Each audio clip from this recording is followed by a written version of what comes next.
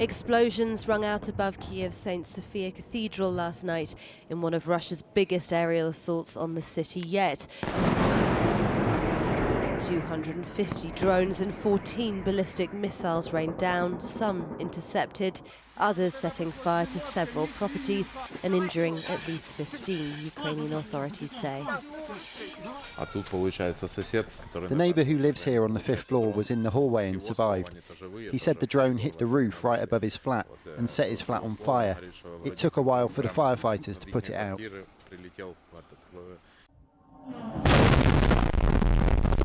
Caught on CCTV, the full force of one of those 250 drones as it hit this building at 1:30 a.m.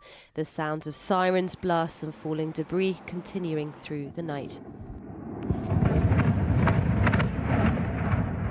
While some sheltered in corridors and car parks, others slept in the capital's underground stations, bomb shelters once again. Honestly, I don't think that anyone in Kyiv had any sleep this night. I personally spent this night under the stairs at home where we usually hide during such an attacks. It was terrifying. It felt honestly like Armageddon.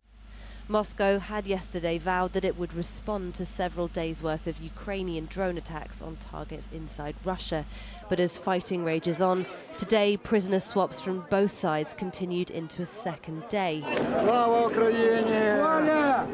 Glory to Ukraine, shouted some of the 307 prisoners of war returned to an undisclosed location in the country. The same number were returned to Russia, some flown in by plane in the early hours of this morning. The deal to exchange 1,000 prisoners each is the only concrete result of peace negotiations in Istanbul last week. These the first direct talks between countries since Russia's invasion of its neighbour, even if its president Vladimir Putin refused to show up. President Trump wondered aloud on Truth Social whether this could lead to what he called something big. But with 13 civilians killed across Ukraine in the last 24 hours alone, and Russia ignoring calls for a 30-day ceasefire, it looks unlikely. Olha, whose husband is missing in action, was visiting her parents when the strikes hit. The kids called me at 3 in the morning, screaming, "Mom, we were hit! The balcony's on fire!" I told them to take the documents and our 2 cats, but they couldn't catch them. I'd like Trump to see this, says 63-year-old Helena, whose apartment was destroyed overnight and who woke up, like so many others, to the random and routine cruelty of a war without an end in sight.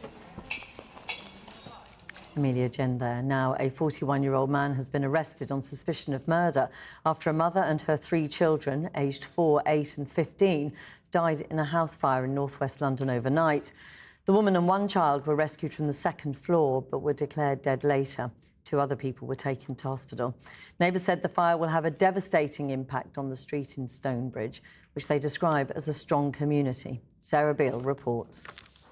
The fire started shortly before 1:30 this morning. 70 firefighters were there, but were unable to save the lives of the 4 family members.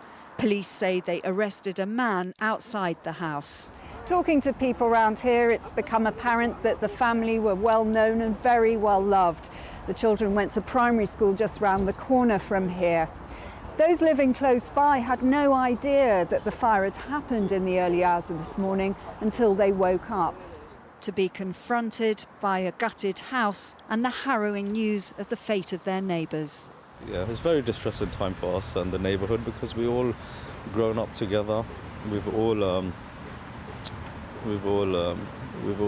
It's a big pain. We've seen the kids playing outside the house and it's a very tragic time for that family. We're shocked. Like, we saw the fire from the start to the end. It was insane.